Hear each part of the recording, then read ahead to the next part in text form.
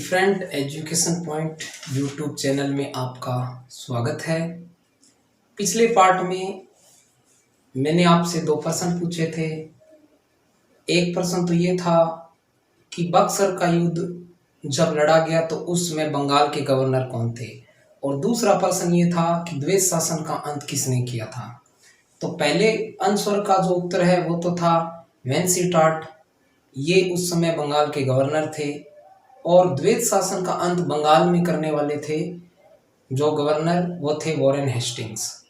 ठीक है,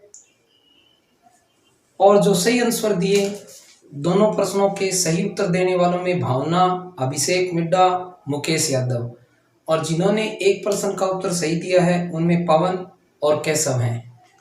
तो आइए आज की क्लास हम शुरू करते हैं। आज हम पढ़ेंगे पानीपत का तृतीय युद्ध। तो मैं आपको बता दूं, जो पानीपत का तृतीय युद्ध है वो अहमद शाह अब्दाली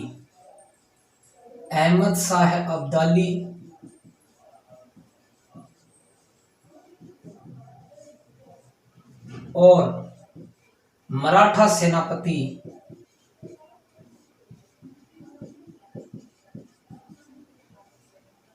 सदाशिव भाऊ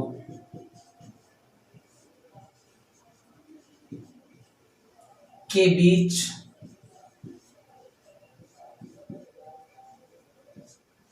14 जनवरी 1761 को पानीपत के मैदान में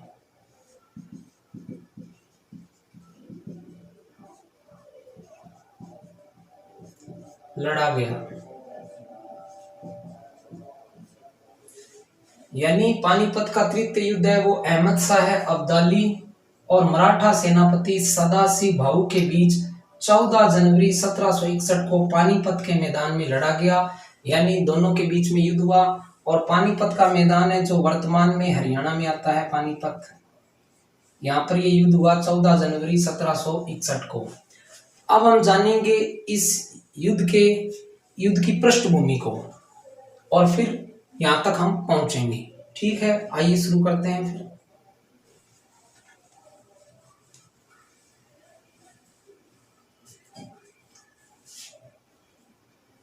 तो आपको मैं बता दूं, अहमद शाह अब्दाली और मराठा दोनों ही उत्तर भारत में अपना प्रभुत्व स्थापित करना चाहते थे, इसलिए इन दोनों के बीच, अहमद शाह अब्दाली और मराठों के बीच संघर्ष तो होना ही था। तो अगर इसकी हम पृष्ठभूमि देखें पानीपत के युद्ध की, तो जुलाई 1759 में अहमद शाह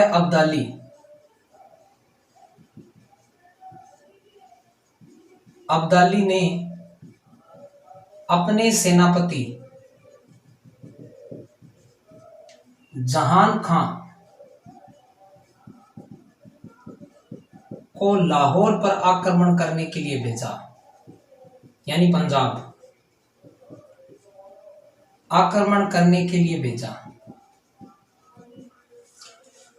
यानी जुलाई 1759 में अहमद शाह अब्दाली ने अपने सेनापति जहान खां को लाहौर पर आक्रमण करने के लिए भेजा, और स्वयं ने, यानी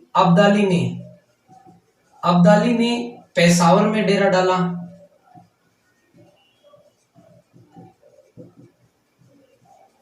ठीक है, अब्दाली लाहौर नहीं गया, अब्दाली पेशावर में अपना डेरा डालता है, अपने सेनापति जहान खां को लाहौर पर आक्रमण करने के लिए भेजता है। लेकिन लाहौर में संभाजी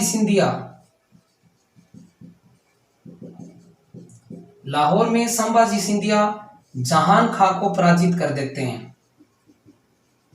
यानी आपको बात समझ में आ गई, अब्दाली अपने सेनापति जहान खां को लाहौर पर आक्रमण करने के लिए भेजता है और स्वयं पेशावर में डेरा डालता है। जब जहां खां लाहौर आक्रमण करता है तो वहां पर पंजाब में, लाहौर में संभाजी सिंधिया जहान खां को पराजित कर देते हैं। तो जहान खां को क्या है, वहां से भागना पड़ता है पराजित होकर। ठीक है, इसलिए अब्दाली संभाजी सिंधिया यानी लाहौर पर आक्रमण करते हैं, और संभाजी सिंधिया को अब्दाली क्या करता है, पराजित कर देता है। यानी हमने क्या देखा कि अहमद शाह अब्दाली अपने सेनापति को लाहौर भेजता है आक्रमण के लिए, लेकिन वहां पर संभाजी सिंधिया उसे हरा देते हैं। फिर अब्दाली संभाजी के ऊपर आक्रमण करता है और हरा देता है। यानी संभाजी को पंजाब छोड़ना पड़ता है क्योंकि वे वहां हार जाते हैं। संभाजी सिंधिया पंजाब छोड़ देता है।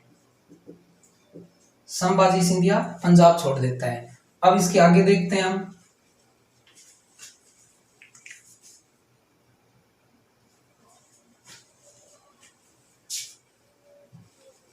यानी जो पंजाब है वो मराठों के हाथ से निकल गया।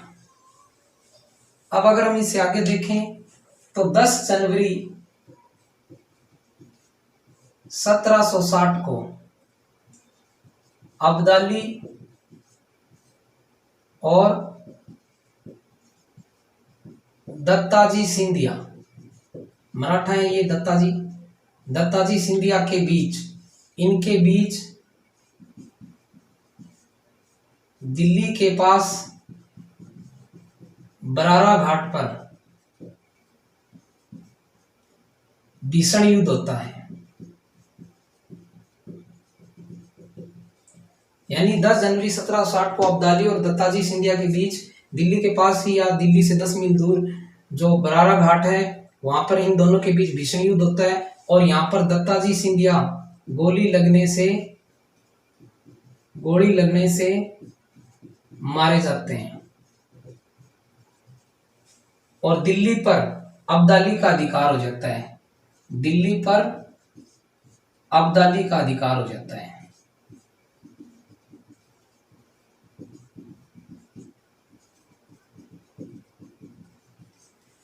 दिल्ली पर अब्दाली का अधिकार हो जाता है और अब्दाली दिल्ली का शासक याकूब खां को नियुक्त कर देता है।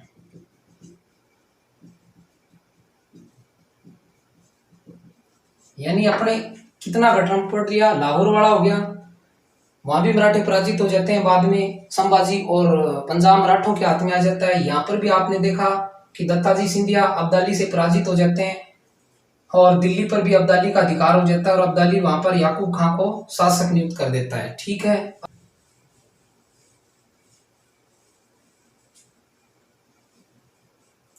अब देखो, दिल्ली पर मराठों की हार और दत्ताजी की जो मृत्यु है उसका समाचार जब पेशवा बालाजी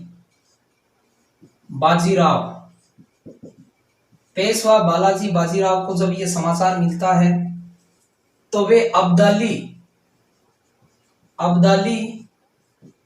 को सबक सिखाने के लिए या उसकी शक्ति को कुचलने के लिए अपने चचेरे भाई सदाशिव भाऊ और अपने पुत्र विश्वासराव को एक बड़ी सेना देकर भेजते हैं।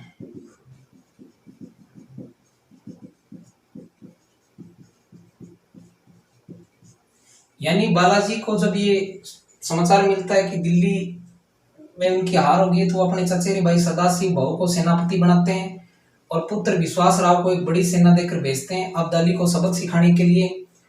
और यहाँ पर अब्दाली और सदाशिव भाऊ के बीच में युद्ध होता है और यहाँ पर अब्दाली को पराजित होना पड़ता है। यानी जो अब्दाली की सेना है उसे पराजित होना पड़ता है और दिल्ली अब्दाली के हाथ से निकल जाती है। तो अब्दाली इस हार से क्या है, तिलमिला उठता है। यानी आपने देखा लाहौर में मराठे हार चुके हैं, फिर दिल्ली पर आक्रमण करता है अब्दाली और दत्ताजी सिंधिया मारे जाते हैं। दिल्ली पर अधिकार अब्दाली का हो जाता है, याकूब खां को वहां का शासक नियुक्त कर दिया जाता है। बाद में ये समाचार बाजीराव को मिलता है तो वे सदाशिव भाऊ और अपने पुत्र विश्वासराव को सेना देकर भेजते हैं और सदाशिव भाऊ की सेना यानी मराठों की सेना और अब्दाली की सेना के बीच युद्ध होता है और वहां पर अब्दाली की सेना हारती है, अब्दाली हारता है और मराठा या सदाशिव भाऊ विजयी होते हैं और दिल्ली अब्दाली के हाथ से निकल जाता है। तो इससे क्या है, अब्दाली तिलमिला उठता है, वो इस चीज का बदला लेना चाहता है। अब हम इससे आगे देखते हैं। 3 अगस्त 1760 को दिल्ली पर मराठों का अधिकार हो जाता है। ठीक है, अब देखते हैं आगे। अब आपको पता ही अब्दाली इस चीज का बदला लेगा, तो 17 नवंबर 1760 को अब्दाली पानीपत पहुंच जाता है सेना लेकर पहुंच जाता है। अब्दाली है, उसके पास लगभग 60,000 सैनिक हैं, यानी 60,000 सैनिकों की सेना है। और मराठों यानी सदाशिव भाऊ के पास लगभग 45,000 सैनिक हैं। ठीक है, और ये युद्ध होता है 14 जनवरी 1761 को पानीपत के मैदान में, जिसमें अब्दाली के पास 60,000 सैनिक है, मराठों के पास 45,000 सैनिक हैं। सदाशिव भाऊ आगे बढ़कर आक्रमण करते हैं। 9 बजे गोलाबारी से युद्ध प्रारंभ होता है, प्रातः 9 बजे। ठीक है, मराठे पूरे जोश से युद्ध को लड़ते हैं और एक बार तो ये लगता है कि मराठों की विजय होगी, लेकिन जो अब्दाली है उसके पास ऊंटों पर छोटी तोपें रखी हुई होती है, जबकि मराठों के पास होती है बड़ी तोपें, और बड़ी तोपों को आसानी से इधर उधर ले जाया नहीं जा सकता। इनके पास ऊंटों पर छोटी तोपें रखी हुई है ताकि उनको कहीं भी इधर से उधर ले जाया जा सकता है। तो ये क्या, उन छोटी तोपों से, कड़ाबीन बंदूकों से हमला करते हैं मराठों पर। तो मराठे बाद में क्या करते हैं, तलवार और भालों से इन पर टूट पड़ते हैं। अब्दाली के लगभग यहाँ 3,000 सैनिक मारे जाते हैं, 3,000 सैनिक अब्दाली के मारे जाते हैं। ठीक है, अब इतने में क्या होता है, फिर ये जो अब्दाली के जो सैनिक हैं उन पर इन तोपों से हमला करते हैं। अब ऐसा करते करते क्या ये मराठे थक चुके होते हैं। अब अब्दाली के एक अपनी रिजर्व सेना रखता है, आरक्षित सेना, तो 10-12 हजार सैनिक वो आ जाते हैं, यानी उनको मैदान में भेज देता है अब्दाली। देखो मराठे युद्ध करते करते थक जाते हैं, क्योंकि ये तलवार और भालों का प्रयोग कर रहे हैं, इनके पास बंदूक नहीं है, इनके पास तोपें हैं लेकिन बड़ी बड़ी तोपें वो आसानी से इधर उधर जा नहीं सकती, बल्कि इनके पास कड़ाबीन बंदूकें हैं, छोटी तोपें हैं जो ऊंटों पर रखी आसानी से इधर उधर कहीं भी ले जाया जा सकता है। अब क्या है, जब ये थक चुके होते हैं मराठे, तो अब्दाली के रिजर्व सेना रखता है जो 10-12 हजार सैनिक वो मैदान में भेजता है। वो क्या, तीनों ओर से मराठों को घेर लेते हैं। अब्दाली के ये सैनिक जो रिजर्व सेना है वो तीनों ओर से मराठों को घेर लेती है। और 2 बजे के लगभग विश्वास राव यानी बालाजी, पेशवा बालाजी का जो पुत्र है विश्वास राव, वो 2 बजे के आसपास गोली लगने से मारा जाता है। जब विश्वास राव को इस बात का विश्वास राव की मृत्यु का समाचार जब इसको मिलता है युद्ध करते करते सदाशिव भाऊ को, तो उनका मनोबल टूट जाता है, लेकिन वो फिर भी युद्ध करता रहता है। लेकिन 3 बजते बजते क्या होता है, जो भाऊ है, भाऊ के भी क्या है, गोली लग जाती है। और जब भाऊ के गोली लग जाती है तो जो मराठा सेना है उसका मनोबल टूट जाता है, उसमें भगदड़ मच जाती है। और शाम को 4 बजे, यानी शाम के 4 बजे, साढ़े 4 बजे आते आते युद्ध का निर्णय हो जाता है। मराठे इस युद्ध में हार जाते हैं और अब्दाली इस युद्ध में विजय पाता है। यानी आपने देखा मराठों और अब्दाली के बीच ये भयंकर युद्ध हुआ था, भीषण युद्ध हुआ था पानीपत के मैदान में। मराठों ने अपनी पूरी ताकत झोंक दी थी तलवार और भालों से, लेकिन अब्दाली है उसकी जो ऊंटों पर रखी छोटी तोपें हैं वो बड़ी यहाँ काम करती है, और मराठा सेना है उसको काफी नुकसान पहुंचाती है। और वो अपने रिजर्व सैनिक जब मैदान में भेजता है, जब मराठे युद्ध करके थक चुके होते हैं तो वो इतना सामना नहीं करने पाते हैं। इसी बीच विश्वास राव की भी मृत्यु हो जाती है, वीरगति को प्राप्त होता है। और बाद में भाऊ भी, और भाऊ के मरते ही क्या होता है, सेना में हौसला खत्म हो जाता है, भगदड़ मच जाती है। और इधर आपको बता दें कि 14 जनवरी सर्दी का महीना है, तो कहा जाता है कि जो मराठा सेना है उसके पास सर्दी के कपड़े नहीं थे। ठंड ने भी क्या इनके मनोबल को गिराया था, जबकि अब्दाली के सैनिकों के पास चमड़े के कोट थे। अब्दाली ने मौसम के हिसाब से सारी व्यवस्था कर रखी थी, ये भी माना जाता है। और मराठे यहाँ बुरी तरह से हारते हैं। अब हम देखते हैं आगे।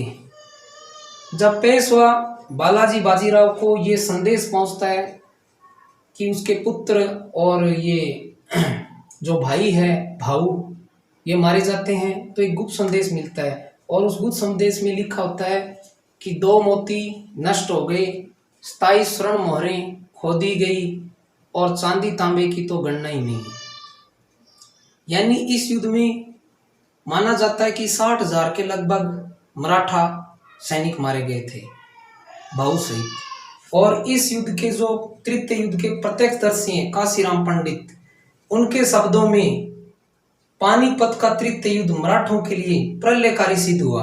और जैन सरकार कहते हैं कि महाराष्ट्र में ऐसा कोई परिवार नहीं होगा जिसने अपना कोई ना कोई संबंधी नहीं खोया होगा, और कई परिवारों का तो सर्वनाश ही हो गया। यानी आपने देखा कि पानीपत का जो तृतीय युद्ध है उसमें मराठों की शक्ति पूरी तरह से कुचल दी गई। हालांकि मराठा इस युद्ध में हार गए, लेकिन भाऊ ने अपनी सांसों की अंतिम बाजी लगा दी थी। यानी भाऊ की जो वीरता है वो कहीं कम नहीं हुई, भले ही मराठों की हार हो गई, क्योंकि भाऊ अंतिम समय तक लड़ते रहे। इस प्रकार आज हमने देखा पानीपत के तृतीय युद्ध को। उम्मीद है आपको समझ में आ गया होगा। जो पानीपत का तृतीय युद्ध है वो अहमद शाह अब्दाली और मराठों के सेनापति सदाशिव भाऊ के बीच पानीपत के मैदान में 14 जनवरी 1761 को लड़ा गया था, जिसमें अब्दाली की जीत होती है और मराठों की हार होती है। अब है प्रश्न पूछने की बारी। तो मेरा आपसे ये प्रश्न है कि जो मराठे हैं, सदाशिव भाऊ है, उनकी सेना में जो तोपखाना है या जो तोपें हैं, उन तोपों के सेनापति कौन है? यानी उनका तोपखाना किसके नेतृत्व में इस युद्ध में काम में लिया गया था? उस सेनापति का नाम बताना है जो तोपखाने का नेतृत्व कर रहे थे। ये आपको उत्तर कमेंट बॉक्स में देना है। उम्मीद है आपको पानीपत का तृतीय युद्ध समझ में आया होगा। अगले पार्ट में हम पिट्स इंडिया एक्ट पर चर्चा करेंगे। धन्यवाद।